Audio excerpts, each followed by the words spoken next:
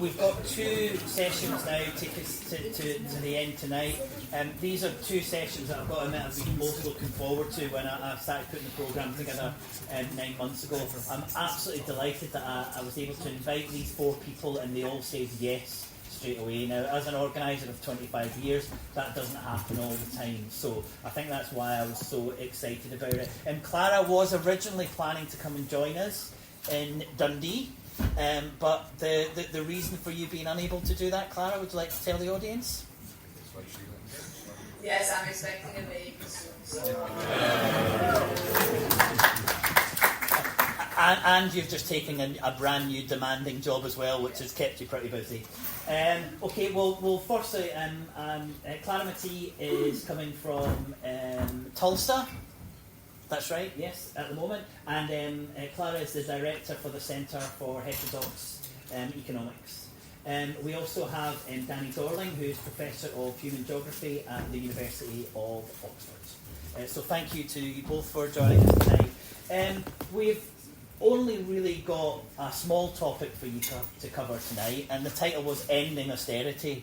So it's not even describe austerity, it's ending austerity. So, like the rest of the sessions, a really huge challenge. But I kind of wanted to start, I've given that introduction to you, Clara. I just wondered if you'd just like to give us just a couple of minutes just telling us about the Centre for Heterodox Economy, with it being so new, and I think it's got huge potential. Would you just like to tell the audience a little bit about that? Yes, thank you so much. I cannot but, though, use my first words to denounce what is happening as we speak. We have already more than 200 children who have lost their lives in the past 4 days as Israel has unilaterally broke the ceasefire agreement. And we are in a situation of escalating catastrophe that was already brought about by an embargo of all humanitarian aid in the past weeks in the Gaza Strip.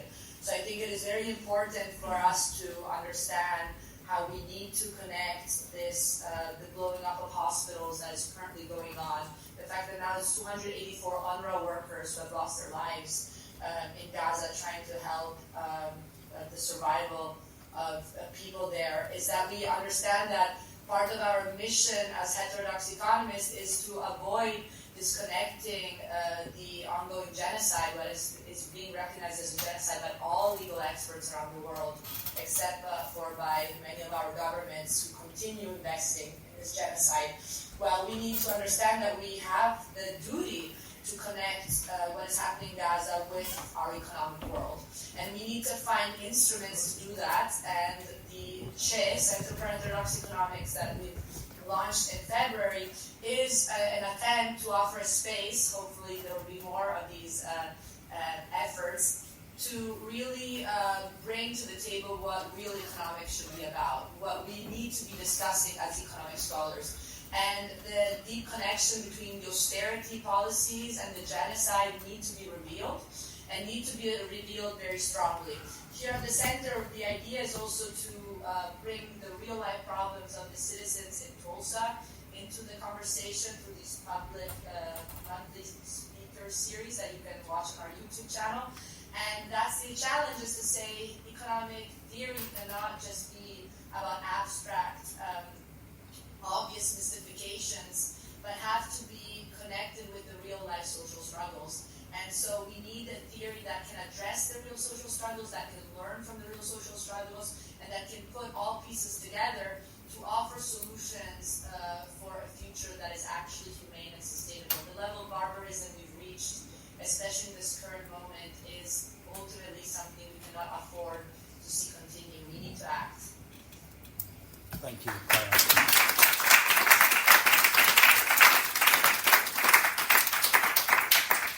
Well, that's a good introduction to obviously the connection that you've drawn there, and also a little bit about what you've been doing for the last few months with the centre. And just as way of introduction, Danny, I just wondered if you would just tell us what are you, what's your priority at the moment? What's been occupying you maybe since Christmas? It's interesting. I work at the University of Oxford, so to connect to what Clara's just said, For the first time in many, many decades, we invited in the police, and over a dozen of our students were arrested because they were campaigning, partly against the investments that the University Endowment Fund makes in arms. So one interesting thing is how this pervades everything. This genocide which is going on in another part of the world actually affects what is happening in an elite university, and the issue, I suppose, which is quietly but under the surface. My concerns more widely are about the sense of crisis that people have, the sense that things are getting worse in many ways, that the number of wars is increasing every year for the last 16 or 20 years, that more and more people are finding it incredibly hard to get by because we had a cost of living crisis which has not been reversed. So prices have not gone down, just the inflation rate has gone down. A growing fear of unemployment, even if unemployment is not necessarily rising, the fear of it is certainly rising, and a fear that services will not be there when you need them. And this is around the world. It is particularly bad in Europe and the UK. We are spectacularly good at doing badly. Are we world leaders in that? We are. Well, the saddest one we're world leaders in is the United Nations estimates of changes in child poverty in the most recent 7-year period. And I should say, I'm not going to try and depress you, because in general the UN estimate of child poverty changes are incredibly good news. Most countries that they're able to measure, child poverty has fallen, and fallen quite dramatically in many cases. Things do actually get better in the world. Often, most of the time, in most places, on the basics, hunger, health, life expectancy, schooling, in most places is getting better. But there's one country which has had the greatest rise in child poverty of all those which are measured, and it's the United Kingdom. The last thing I'll chuck in there, just as we're talking about the Scottish Government earlier, is, you may not know this, when I started studying these things in the 1980s, I am old, Scotland had the worst child poverty rate in UK.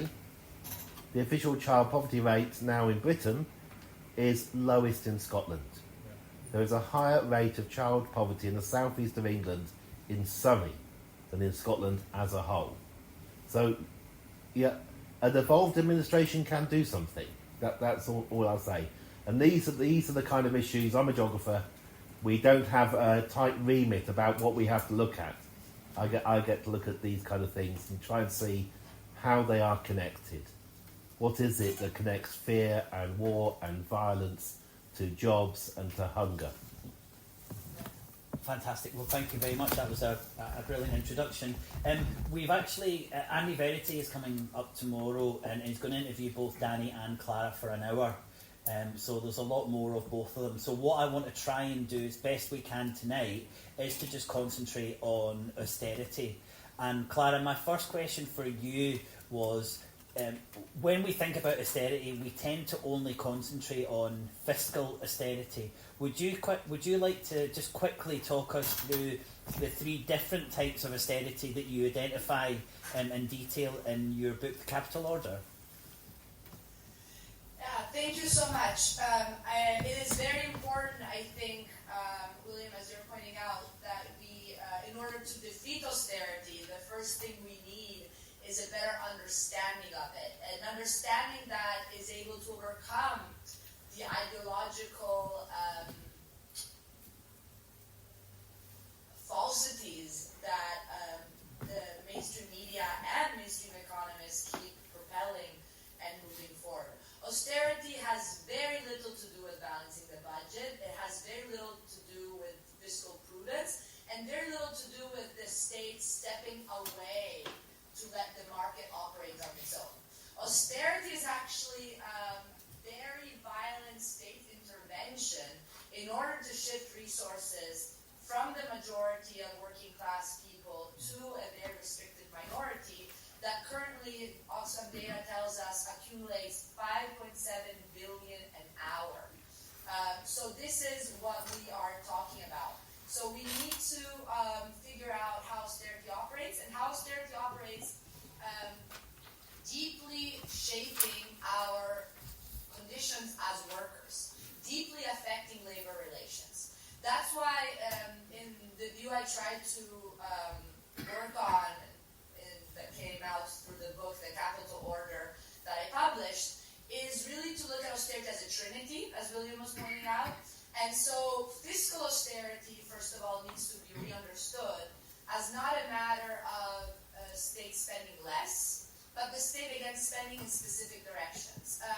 To echo what you were saying a minute ago, in the United States, absolute child poverty rate actually doubled during the Biden administration between 2022 and 2023 because of basically the elimination of the subsidies for poor families. Now 1 out of 6 children in the United States is poor.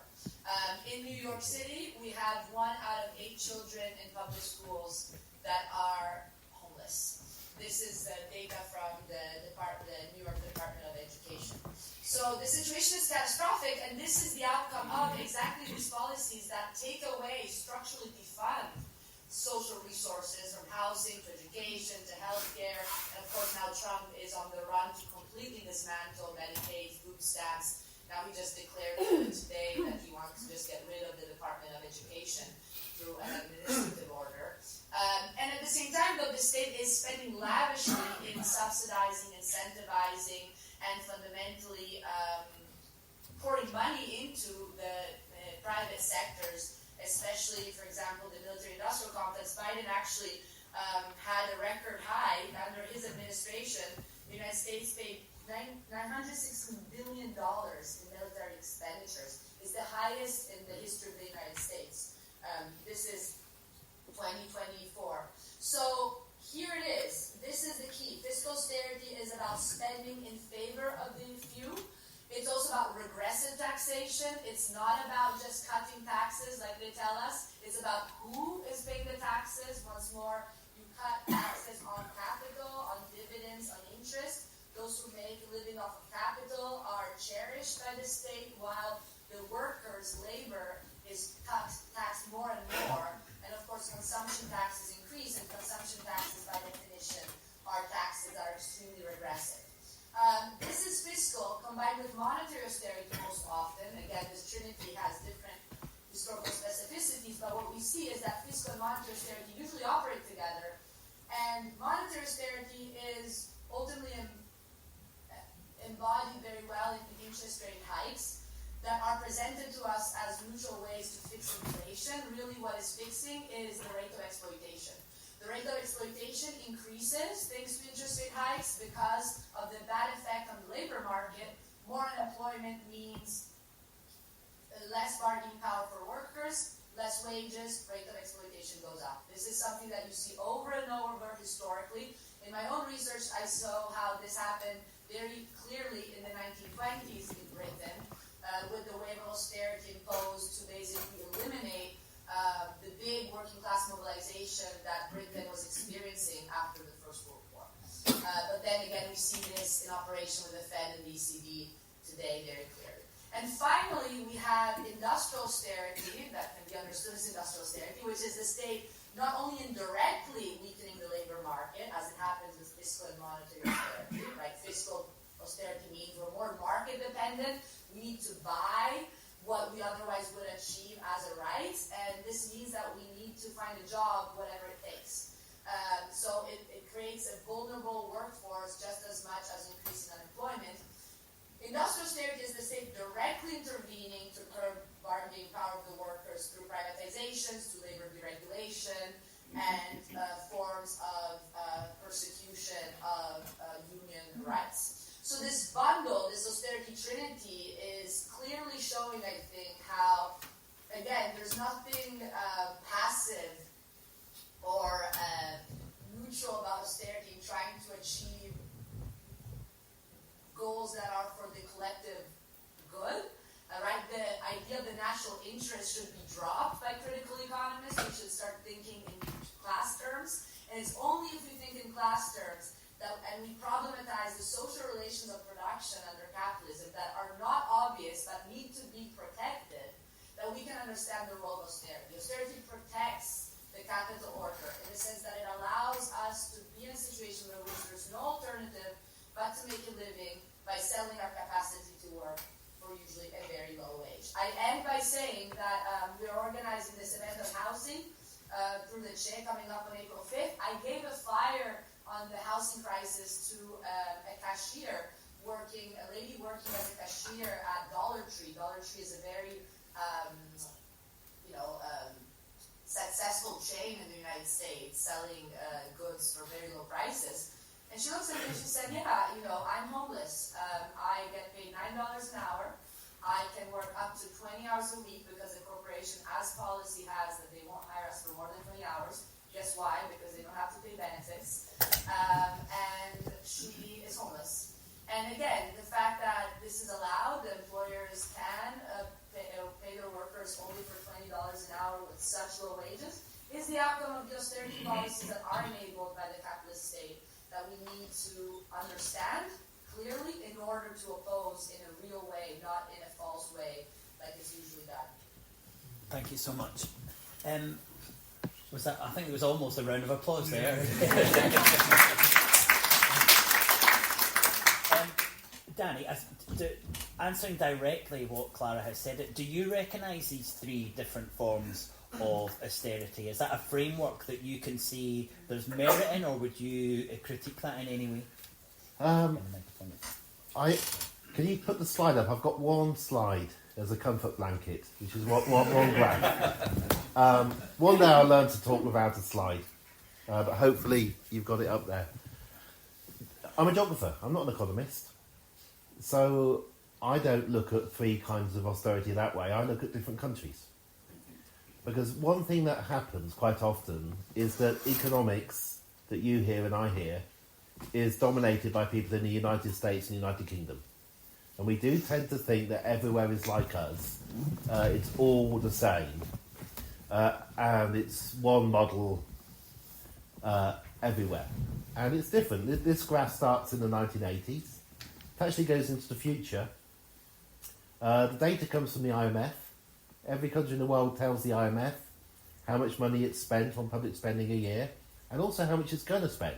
It lies a bit, but anyway, that's why it goes forward into the future. And it's just showing you the proportion of GDP that's public spending.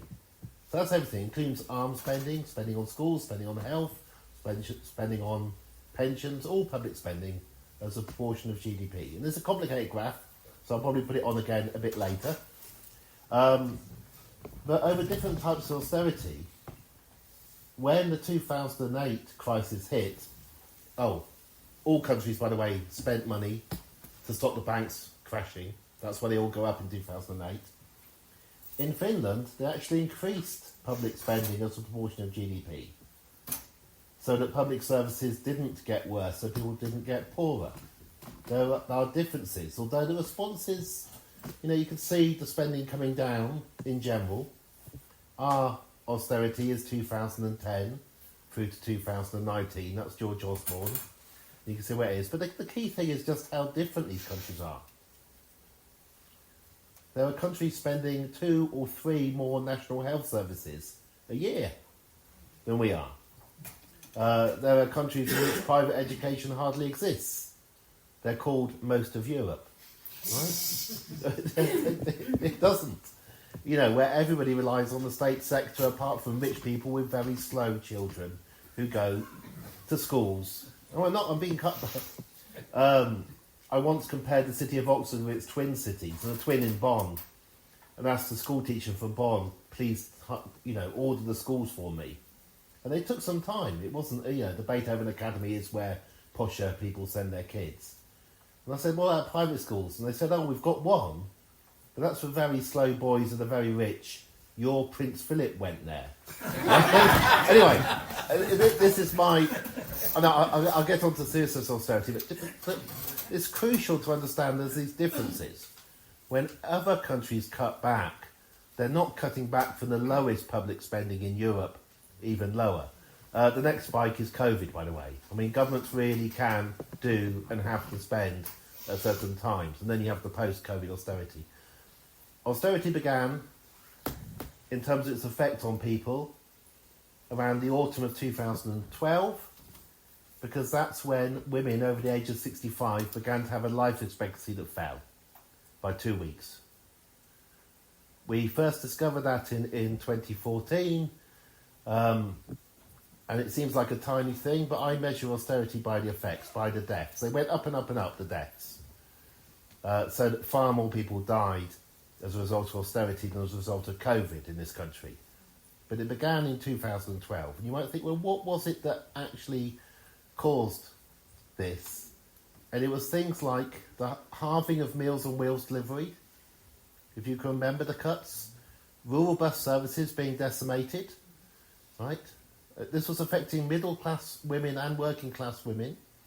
Middle-class women living in twee little villages with their grown-up children overseas and their successful careers. Not being able to pay for the heating. You know, the reality of it began then with older women and then spread out into the population as a whole, apart from the very rich who benefited from what went on. But there are different approaches across Europe. The price of food was controlled in many European countries in that period. My favourite country is Greece for this, where they even controlled the price of a cheese toastie that you buy on the beach. And it was slightly more if it had ham in it. It's, you know, what is possible is incredible by comparing. And that's how I differ on models of austerity. Different countries introduced €10, €40 train tickets, you can travel all month just for that. Different countries capped their energy costs that people had to pay. We did the least protection of people of all, and as a result we saw the worst outcomes for our population, and you can measure that. You can measure it at the saddest level from things like the heights of children falling to the death rates rising. Thank you. And I know there's work in a book, Social Murder, which is two Glasgow University researchers who looked into that in a lot of detail, and I think that title of that book, Social Murder, was something that was really powerful, and you know they were confident to go out with that title because that's what they thought over that period of austerity. Clara, I just, you know, we've mentioned the time, Danny's spoken about the timeline there being 2012 with the start of austerity, but your narrative about austerity has a much longer timeline. Would you just like to kind of briefly extend it back from that period? And I think, Danny, you're speaking very specifically about the austerity period that we've got, but could you take us back and you know, how far did you go back and where did you see this idea of austerity starting? Thank you. Yes, I think the benefit of historical political economy, and I guess the role that economists, heterodox economists should play, is add to Danny's story the systemic constraints that a capitalist society presents to us in terms of what is possible for people. How much social distribution can we have under capitalism is a key theoretical question that many economists have underplayed because, again, they take for granted capitalism and its relations of production as kind of an eternal state of existence. And this, I think, has the risk of not focusing on how actually wage labor, so again, the condition which the majority is in, given that the majority, both in Europe and abroad, have very little alternatives but to make a living through selling their capacity to work. And this, of course, increases with austerity. And this is what austerity is meant to do in order to work as a disciplinary device. This condition is something that is not necessarily spontaneous and thus needs to really be protected. And that's why ultimately we see how the capitalist state presents a lot of political constraints when it tries to do social redistribution. And this is something that you can see, actually, for example, during the First World War. That's the period I focused on in my research, for example, in the capital order, answering William your question about going back in time, is that the First World War really did represent a really big break from the norm of austerity capitalism until that point. Austerity was everywhere and thus not really a thing, because ultimately the state did not at all provide social resources for citizens. The gold standard meant that really interest rates had to be kept up every time there was a risk of capital flights.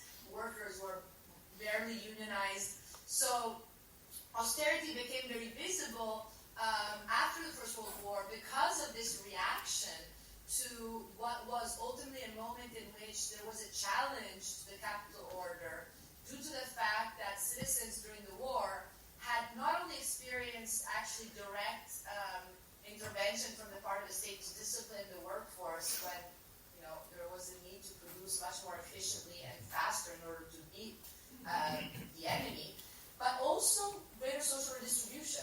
That, again, was not a spontaneous choice by the bureaucrats in power, but was about really trying to keep the population in acceptance of the war. Was okay, we will give also some social resources. And the social resources was also mostly meant to make the working class in Britain, as well as in Italy and other places, fit to produce and fit to go to war, right? So this idea of the national interest being actually some form of distribution that would allow a fitter workforce and a fitter military.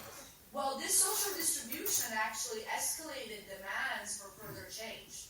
And so this is what you see over and over again, and it's something you say, I believe, also in the 70s. It's something that is a problem technocrats face also after the Second World War, is that social redistribution ultimately means political empowerment. And political empowerment often comes with challenges to the very wage relation.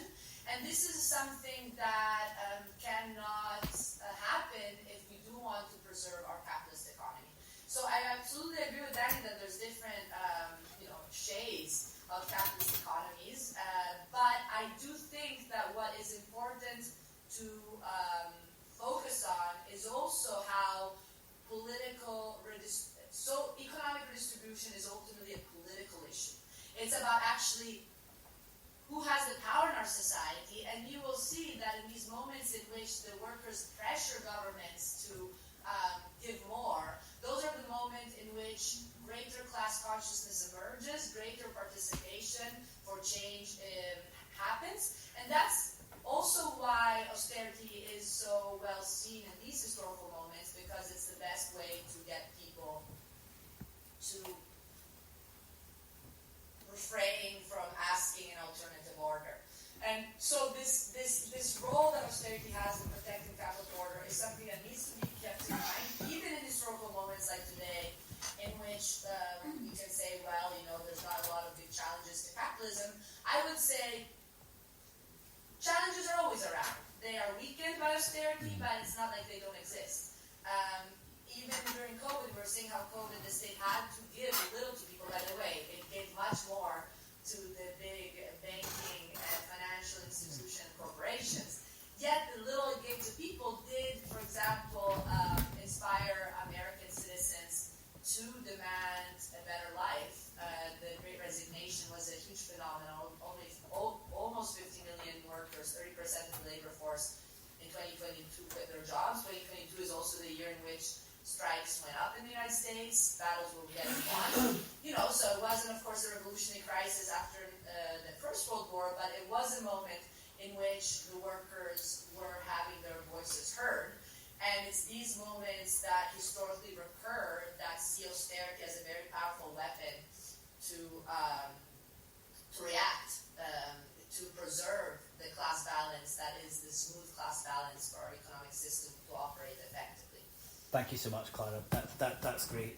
I just wonder if we've got any questions from the audience at this point. Yep, I'll take a question right at the front there. if you could, if it's to Danny or Clara, could you let know? This question is for Clara. The Italian Prime Minister Giorgia Meloni has a party called Fratelli d'Italia, which is a continuation of the MSI party, which is a continuation of Mussolini's fascist party. Is that something we should be worried about? Did you hear the question, Clara? Unfortunately not. Try and get closer to the microphone. It's on, try again, yeah. Try again, just...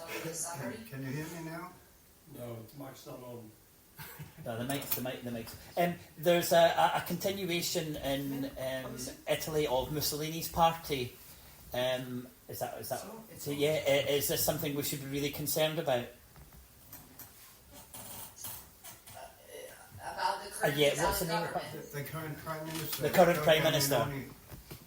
Yeah, well, yes, again, I think my role here is to stress continuities and similarities, or I take this to be my role today, but is the fact that I think Giorgia Meloni is the expression of what is happening in many other countries around the world, of course Trump being a very clear example of the escalation of the obvious violence of austerity. What is interesting about the Meloni and the Trump government in particular is also that, austerity is being propelled in a very, very forceful way without the pretext of the financial crisis. So this is really interesting, right? It's actually a moment in which ultimately I think the true nature of austerity is revealing itself to people, obviously, because it's clearly the one-sided class war against the working class. And this is what Meloni has been doing. Meloni it was not about financial crisis. She decided to get rid, for example, of the citizenship income, il reddito di cittadinanza, which is basically was really helping poor families survive in Italy. We have 1 out of 4 families at risk of poverty and social marginalization in Italy. 1 out of 10 people in Italy are in absolute poverty. So the situation has been deteriorating just as much as in England. I think actually Britain is doing worse, but Italy is not far. So the point is that Meloni's constant privatization, constant labor deregulation, the attack on unions is all coming out of kind of no immediate economic excuse. And this is even more the case with Donald Trump. And I think it's very interesting because it's kind of showing how, again, austerity is not meant to balance budgets, it's meant to balance the class relations. And it's working. And is it terrifying? It is. Is it new? No. It has happened historically with Benito Mussolini, it has happened with Augusto Pinochet, it has happened with Suharto in Indonesia, it has happened with Boris Yeltsin in Russia, it has happened over and over again with the support of economists who believe in pure economics and the necessity to make governments more efficient as the middle class represent. Thank you, Clara. We've got a question for Danny. Question for Danny? Yep. And I'll go to Mike in the front. Is it for Danny or For Danny. For Danny. Hi, just a question about the Labour Party's announcements in the last week and how that plays. It seems to me that that's a death knell for Scottish Labour. I think it's kind of an indefensible position for Anas Sarwar in 2026, and that's maybe being ignored by Labour. But do you think that that is a credible position that's going to assuage the rise of reform, which seems to be its political purpose, or do you think that that's going to fail politically? I wonder what your position is in terms of how you view that going down in England. What are they playing at? Overdoing this. It wasn't part of the plan. There wasn't a plan. One really important thing to realise, I think, with Labour in London, because it's essentially a London party, is that they were fighting an internal battle right up until the election. There was a Sky poll just a couple of months before the election that said that Labour could lose it. So there wasn't a plan for coming into power. One of the ways you can tell there isn't a plan is that Annalise Dodds actually resigned and she attends cabinet. And Annalise Dodds does not resign, like ever in her life, on any issue. She's my MP. So it's panic. It's an attempt by the right in the party to take hold of it.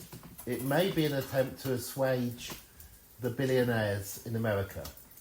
If you remember, 5 of the 7 richest men stood behind Donald Trump in his inauguration. The next prize for those men, they've come out, they're no longer hiding over what they want. The next prize isn't Mexico or Canada or Greenland or Panama. It's their favourite second country, which is London and the bits around it. It's where all their think tanks that they fund are in London. And they want London. Now, if Labour ministers move far enough to the right, they've watered down the bill on, affecting Facebook and so on already. And if Labour ministers show that they are strong enough, then Musk doesn't need to give his 100 million to Reform. Reform are all over the place at the moment. The American billionaires could quietly back Labour. And then it doesn't matter whether it's a death knell for Scottish Labour, because, that's not that many constituencies. And that's my best guess at what's going on. It's an attempt to woo the American right, that we are well behaved, and a chance at a second electoral win. I think it is, in some ways, as cynical as that, but those ministers, if this is true, would say, well, the alternative is reform and fascism, all back to the Tories. And so they say, in the practical world, this is all that is possible. I don't believe that, but I think there has to be a rational explanation for what they are doing. I also worry very much that if you look at ex-ministers from the previous Labour government, a very large number go into finance when they retire. They're looking at what happened to Blair and Mandelson and Brown. Brown's the most interesting one. And looking at their own personal family situations at the end of this government.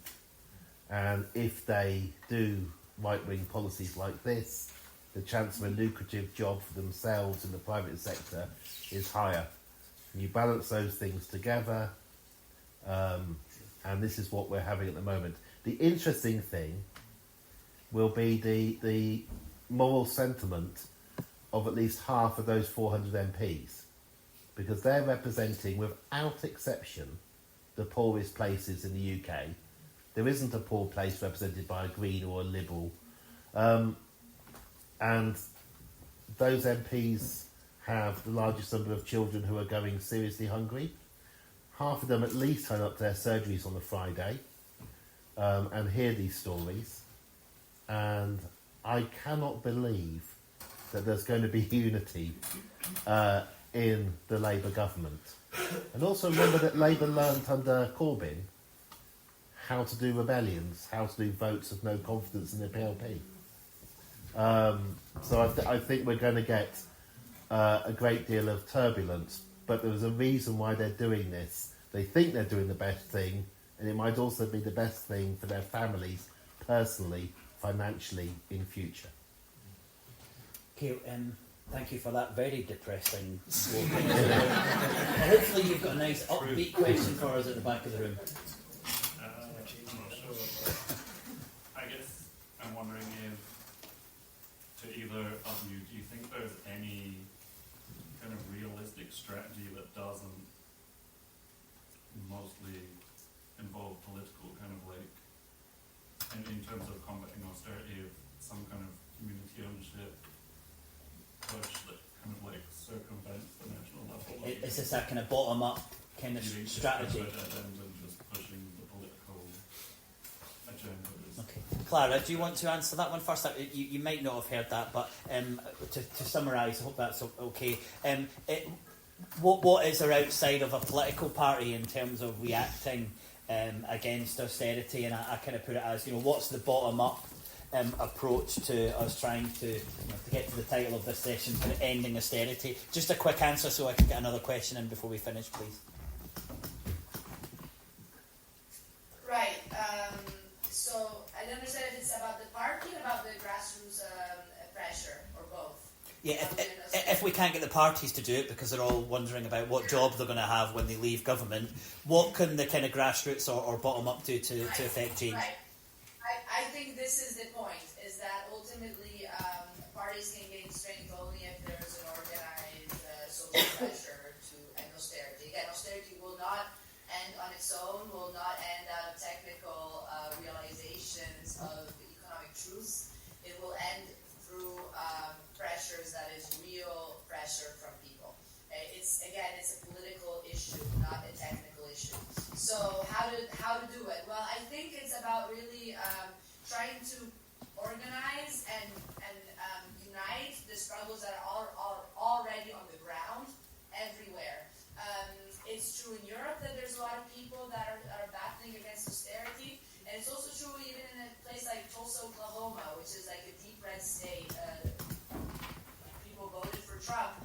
I've been around here now for 3 months, and the amount of solidarity economy experiments that I'm finding is exorbitant. The thing is that most of them are separated, and most of them lack kind of a general vision of like what is really the enemy that we are looking to fight against. So the point about the change to offer also that systemic vision that can help the local struggles. But I do think that the point is to get engaged in what is happening in your community, see how you can connect with other struggles. It could be climate struggles, it could be struggles for like food sovereignty, it could be struggle for rent control. These are all anti-austerity struggles. They're the beginning because I do think that pressuring the government is one way. The other way is also to think creatively about alternative relations of production against something that is happening around the world. The MST in Brazil, the movement for landless workers, is a great experiment of how you can actually gain back control over production distribution. So I would say there's two struggles here. Is how do we gain back autonomy to breach market dependence, and what can we do for that? And in the meantime, pressure the governments to actually redistribute. But again, the issue of redistribution has to be connected with the issue of production. And I can assure there's a lot of imagination, but the imagination is on the ground. Last thing, the imagination does not come from academics and their armchairs. It comes from people and the engagement of theory and action. And this is where I think we need to focus on. Thank you very much. Danny, thoughts on that? Can you put the graph up again? Go on. I did just say I'll put it up again. Can you get the microphone closer? Okay. It's if you squint a little and look, you'll see it's slowly rising over time. Okay, so countries are actually spending more, often on the wrong things. For those countries that like military or have a nuclear deterrent, they have to finance, but that's only 2 of those. But it's going up.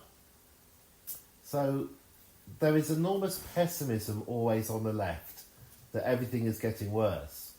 But it's because we concentrate on the basket case in the world, which is the United States. It has lower life expectancy than anywhere in Europe, worse infant mortality, more homeless, more prisoners than the rest of the world combined. Don't look at the United States for any lessons other than the very worst thing that goes wrong. But do look for what actually happens when you try to do good. And right at the top, you've got 15 countries. There are the 5 Nordic countries: Iceland, Denmark, Finland, Sweden, Norway. They're not on this graph. This is one of inequality I'm thinking of. There are 5 countries which are more equal now in terms of income than the Nordic countries. And there are another 5 which are almost as equal as the Nordic countries. Not as equal as we have been, but certainly so much more equal than the UK. And those other 5 include France and Germany.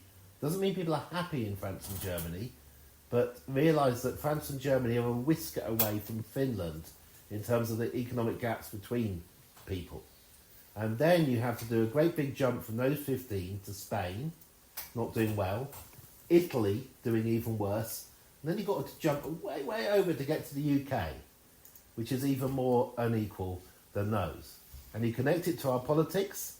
So Italy has a leader who's from a party related to Mussolini. Our Conservative Party left the Conservative bloc in 2014, the European Conservative bloc, and allied itself with the far right, which included Alternative for Deutschland. We lost our Conservative Party in 2014. Labour had moved into its place and given it nowhere to go.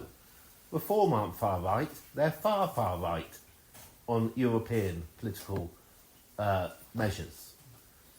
Now, if you are stuck in the most economically unequal country in Europe at this time of greatest inequality since the 1930s, you're going to be depressed, right? Somewhere has to be the worst case in Europe, and it's us.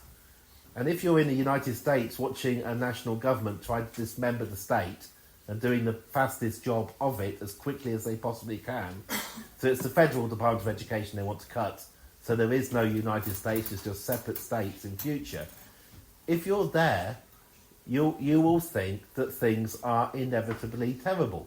But if you look at the rest of the continent of Europe, or go outside of Europe and North America, you get different impressions, of which the most incredible, the most incredible economically, is really obvious to you. The one place in the world that means that the income distribution worldwide hasn't widened, that means that we've had a dramatic reduction in absolute poverty worldwide, is China. And we don't talk about it. And the last thing I'll say, I was in Shanghai in January, and I was slightly worried about going to Shanghai because I just assumed there's a tiny chance that we would arrest somebody from a Chinese company in Canada, and then they'd have to do a tit for tat, what better than an Oxford University professor. This morning in my email I got the first ever cascaded warning at the University of Oxford, a Foreign Office travel warning. First time I've ever seen my university do it in 13 years I've worked there. And a travel warning is the latest Foreign Office advice. It's quite mild, but it's the Foreign Office advice to be slightly careful if you fly to the United States of America and you're British. Yeah. And I was thinking, and I was worried about going to Shanghai 2 months ago? What fool am I? And this is how the world is changing very quickly. The rest of the world knows that the United States and the UK and hardly anybody else is complicit. Even Italy has condemned what Israel are doing. Right? We are in a very strange country. Scotland's a nice part of it, but we are in a very strange country, and it can be very depressing, but you have the blinkers on if you think the rest of the world is like the UK or the USA. Thank you. I think that was upbeat. Clara, I'm just going to give you very, very briefly, because we need to move on to our other session. But yes. I know you want to cover that, but I also just want to find what is the American view of the United Kingdom. If you could just finish with a very brief of your understanding of that. I know you want to answer more directly to what Danny said there. Americans don't talk about other countries very much, But I do want to stress that they translated my book in Sweden, and I've been in an extensive tour in Iceland. And what is important is that they're calling in people that work on austerity like me, because they've been experiencing austerity too. So it's very important to understand that nothing is static, that they definitely have better indicators than us now. For example, in Iceland, 90% of the workforce is unionized. But I have been talking extensively to the head of the UNWRA, which is the biggest union in Iceland, and they're experiencing harsh austerity themselves in terms of pressures to lower wages, to keep the inflation low, in terms of calculations to actually defund the education system. In Sweden, the public spends a lot of money, but how? Subsidizing private schools. So again, we need to look at the disaggregate measures. I don't think we need to look at the aggregate about public spending. Let's look at where exactly is the public spending going. Because again, that is something that is important to keep in mind. We can't just look at the aggregate, because that's buying into the ideology of the ruling class. So again, I think tendencies are everywhere, even in these countries that supposedly represent the best of our capitalist practices. And this is something we need to be aware of, because all rights that are gained are very fast sit on them. And we need to realize that the system is extremely dynamic, is extremely extractive, it's polarizing, inequality has never been so high historically as today. You can look at the Oxfam data.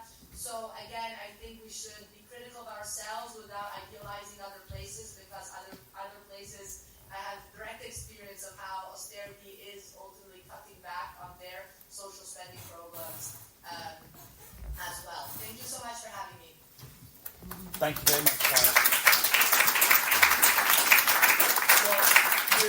Thank you, Clara. And as I said at the start, you're all very lucky because you've all got an hour with each of them individually tomorrow. So I hope that was a good introduction to two fantastic speakers. If you just want to thank both of them, and then I'll get our next two fantastic speakers. Thank you very much.